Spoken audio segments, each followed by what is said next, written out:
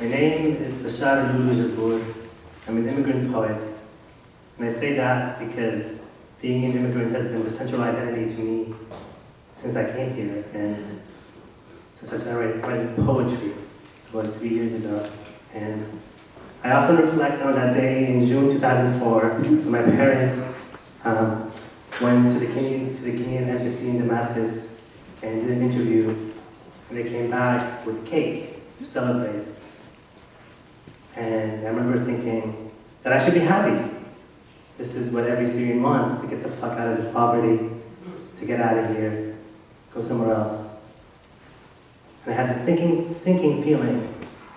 I was happy. There's a feeling in my gut. I didn't know what it was. And I had it as I finished up my last term in high school in Syria. It was grade 11. And I had when I had a goodbye party with my friends. When I said goodbye to my mother, I had that same feeling. To my grandmother, I had that same feeling in my gut. When we were getting on the plane, I had that same sinking feeling in my gut. Something is wrong, like we're making a mistake of some sort. And then I was landing in Pearson, and I was looking out the window, and I saw this infinite field covered in snow. And behind it was Masada, and I thought, are we making a mistake? Did we make a mistake? And then we got on the 401, 16 lanes of traffic, infinite lines of truck, and I'm like, did we make a mistake? And on our third day in Canada, my father actually said it out loud. He said, did we make a mistake? In the infinite claustrophobia of an empty apartment, walls echoing our nervous heartbeats, carpets already mellowing our foreign names, windows overlooking infinite suburbia, taught to take and take and take. So instead, take me where my name is my name. All tender vowels and shadde, slight roll in the ra, stillness in the sukoon, its rhyme with flowers. Where my name is history and present, scientist, dictator, government clerk and farmer. Where nicknames are love, not survival. Where soil holds the letters of my name like it does the roots of snowbar, and the streets whisper, we have always known each other. Because in this country, immigrant, the first thing you will lose is your name. Their tongues do not bother with your foreign sounds. So you hand out your nicknames at parties along with the beer and the hummus. You play broken telephone until you flatten the L, unroll the R, and drop the dot and the ha altogether. You bash your head against a million, could you repeat that again? Till you begin to introduce yourself with unrolled R's. And when the fight in you is over, they will look you in the eye and say, did I say your name right? In this mirage of inclusivity, this game of diversity we play, where we are accessories to whiteness. We are hummus with their vegetables. We are midnight burritos, where the hip-hop and their jazz and their dance and the strut, hip-hop and their strut and the jazz and their dance. We are engineers, driving them home from salsa nights. We are salsa nights. We are fair trade coffee and artisanal bracelets. We are calluses that grew their quinoa. We are Uber rides from the airport. No vacation, no benefits, no dental. We are chipped yellow teeth. To the dentist, I am chipped yellow teeth. He says, come see me every 4 months. Your teeth are not groomed and your English is broken. Fixing one could fix the other. See my other patient of 3 years, I glued his English together with braces. There was so much blood in the beginning, but now he smiles straight white teeth. And fuck it, I believed him. Because we did not know better. We wore parkas in -5 weather. We barely knew directions. In my first month here, I learned the steps to the nearby Middle Eastern convenience store. We bought stacks of phone cards, 30 cents per minute to Syria. The first time we called back home, my sister cried 30 cents into the phone. Crying dollars into the phone became our new familiar. We rationed minutes for survival, our laughter laced with doubt, our goodbyes crashing against the beep of you have 1 minute left on this card. And then we cried. Then we cried, dear immigrant, I've learned that the grief in our tongue, the memory in our palms, the frail survival in our knees, and the infinite universes in our eyes, they can be our new home. I learned other shit too. About finding home. I learned that when you host an event and 3 people show up and you're sad, you're kind of building home. When you host an event and it's a full house, you're building home. When you cook a meal for someone, you're building home. When you're writing grants, and you have all the budget to do, and it's due at midnight, you're building home. When you come to this festival, despite all the bullshit, you get hugs and give hugs, you're building home. I learned all the ways about building home. That home for me is now a process, it's something different, it's something I have to do. And there's 40,000 Syrian refugees today trying to figure out what home looks like for them. I don't know what it's going to look like for them. Some will go back, some will stay here, some will love it, some will hate it. Some will never find work, some will thrive in other ways. Don't know what it looks like for them. I just know it's going to be hard and long. But the way the CBC talks about it, it sounds like we're all done. We did our job. All we gotta do is cheer now. All we gotta do is applaud. All I hear is applause.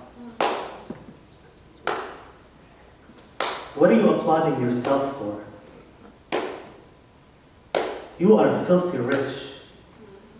And the filthy rich have always wanted to play God.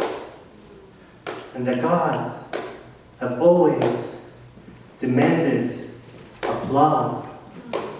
And you love applause. All I hear is applause. All I hear is white noise, drowning out our cries, drowning out the truth.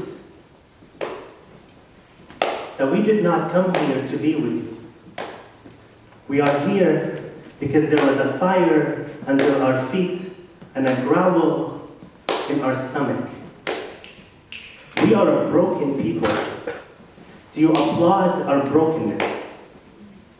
Do you applaud to wash off the taste of guilt on your lips? Does this white noise help you sleep?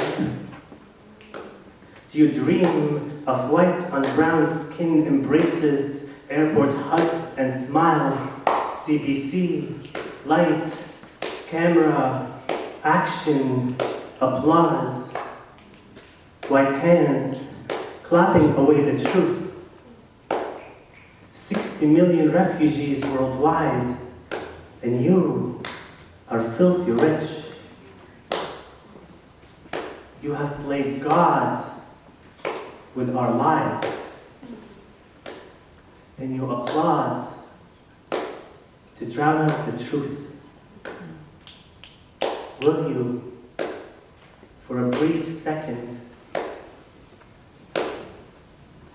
stop and sit with the truth in silence? Will you sit with it for longer than a second? For a minute or a day? Will you take it home with you? Will you take it to your family? Will you tell them about my family who have become refugees? If I told you their names, will you remember them? Will you say their names like they're a tender fire in your belly? Like if they were to die, you wouldn't eat for a week. Will you say their names like they're your family, like they're your next door neighbors? Will you remember their names? Oh, I'd like an answer. Will you say their names with me? Yes. Will you remember their names? Yes. Will you say them like they are a tender fire in your belly? Yes. You don't have to say them right. But tonight, here in Peterborough, Ontario, I want you to say our names. Like we are your family. Like you could have lost us. Like you have lost us. Alright. Will you say them after me? Yes. Okay. Don't worry about saying them right, just say them. Abdul Malik. Abdul Malik. Siham. Siham. Usama. Usama. Rana. Rana. Ali. Ali. Ruba. Ruba. Noura. Noura. Hadi. Hadi. Jawad. Jawad. Hashim. Hashim. Hashim. Hashim. They say you were one with the fields, one with the citrus trees. They say you were one with an even ground. I'll never know what your voice sounded like. The high frequencies of your laughter, the loudness of your cries, my heart will only know the quietness of your passing. They say when you came home, even on those terrible sick days, your soul smiled. You ran through the fields with Grandpa, the same fields I ran through as a boy, a city boy. I ran with caution. My feet slowly learned to love the uneven ground. Hashem, they say you were one with an even ground. They say nothing could stop you from hugging the citrus trees. They say there were no doctors left in the country. They say Mama had hope into your last breath. They say you were a victim to the worst kind of brain drain. Just another kid, victim to the war. Hashem, I'll never hear your voice echo through that house where my voice once echoed. I can only talk about you in sentences that start with they say. Because when I settled here in Canada, I took a saw to every piece of me and my body that I deemed too foreign, and I cut. I purchased buckets of white paint. I painted my interior. I painted my exterior, but my color, my foreign always shine through. Turn my back to you, to family, to home, and burn bridges, but I've learned that some bridges may not be burned. Learned that I cannot be cut from my roots, that maybe I do not have roots, that maybe I'm not a tree, I'm more like a history book, and burning pages does not undo my story. Dear Hashem, I know you don't remember who I am. I know you never wondered why I didn't call. The tears I cried for you are the reminder that I must rewrite. I burn pages, must let my color and my foreign shine through, and this poem is a reminder that I will always only wonder what your voice sounded like. When you opened your eyes for the last time, turned to Mama and said, Mama, why are you crying? I was just running with Grandpa in the fields. Dear Hashem, they say you were one with the fields. They say you were one with uneven ground. And I, a city boy and an immigrant, have learned to love uneven ground. Thank you.